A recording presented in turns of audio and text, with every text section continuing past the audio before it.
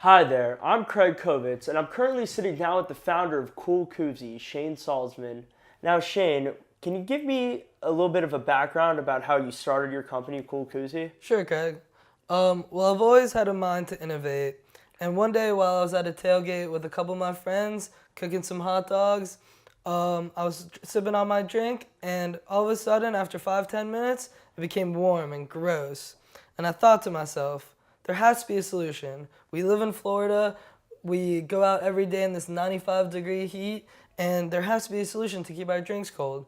One of my friends came up to me, he said, try this koozie out. I took it, I put it on my drink, but to be honest, didn't work. All it was an insulation, it was foam, it wasn't cooling my drink. So then I thought to myself, the koozies haven't been changed for years and years and years. What can I do to innovate? What can I do to change the wheel? So that's what I really did with the Kool Koozie. I changed the way we look at koozies today.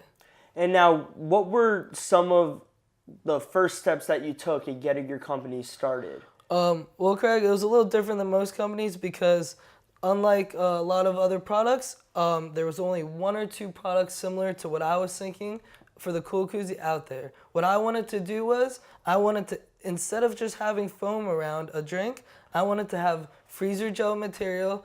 And what I did was I sewed it inside of the koozie, and so now you could stick the whole koozie into the freezer. You have nice freezer gel material. You put your drink in, and it stays colder about 30 to 40% longer than an average koozie. So what I did to start that was I had to test the best material, test the best type of way I should put it around the koozie, if I should put it on the bottom or the top, and so forth. And as far as testing, like to what lengths? Like, did you do this at home testing? Was this like you hired a company to help you out with the testing? Like, what were some of the steps that you took to make your product more credible? So financing was definitely an issue in the beginning. So I definitely took the liberty of doing a lot of my own testing to really get the product started.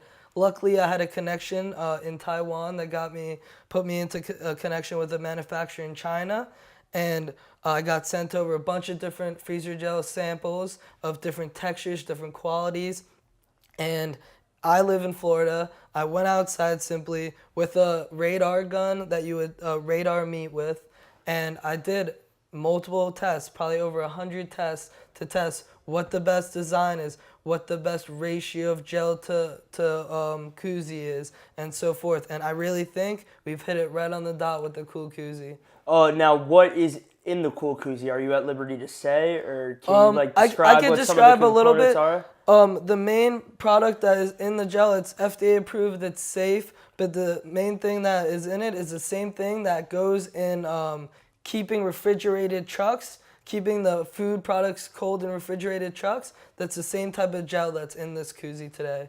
Shane, you previously mentioned about financing your company. Now, can you walk me through the steps of how you built enough money and enough capital to become a credible business? Of course. As you know, I'm a college student. I'm a full-time student, so I don't really have a job that I have income coming in. So to create this product and to actually have this product, I went to the source of crowdfunding.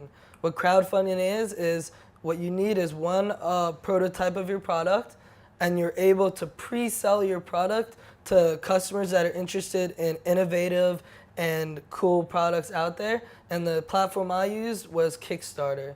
So Kickstarter was a platform I used, and I raised almost $1,600 on Kickstarter to gain enough capital for my first order, and that's how we had our first order.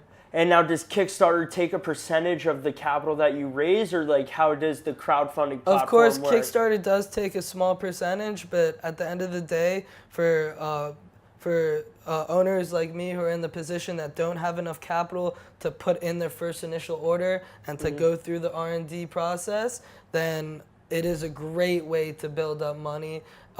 A simple way, and it really gets the social media process going too, because you really get all different outlets through Kickstarter. You could use Twitter, you could use Facebook, and that's really how we started our social media campaign as well. So you've definitely sung the praises of Kickstarter, and I definitely see that it has been a great catalyst for your business. But now, after Kickstarter, how do you sell your product? How do you plan on bringing it to market? Well, Craig, As a college student, I really want to target that market, and that's the market I really want to get into. So, being a college student, I felt that having a team to succeed is key. I can't do this by myself.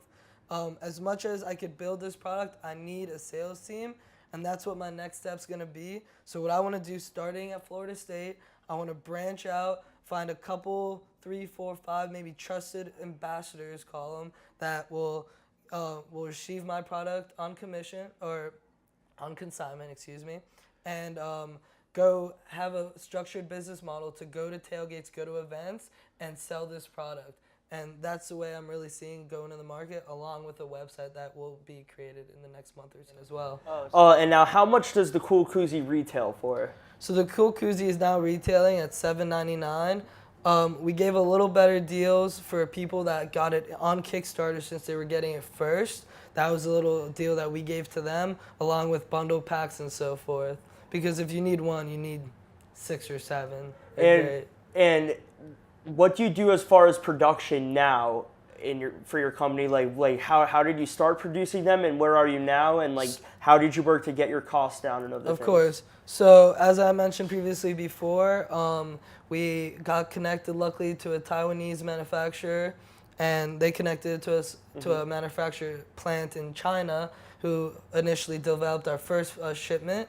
But initially I went with the red, white, and blue of the American flag because that's the most relatable to as many consumers as I could really reach. I felt like that image as an initial image for Kool Koozie would really present it well.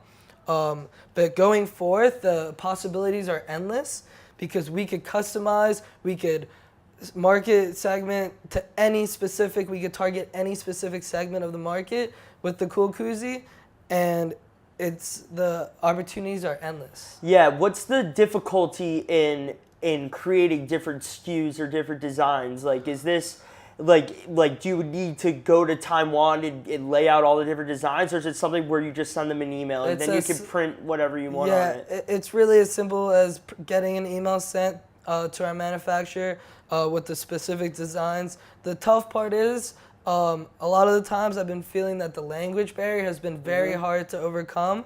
So maybe having some sort of translator in the future with that, or just working with someone who's a little bit more speaks English a little better would be easier.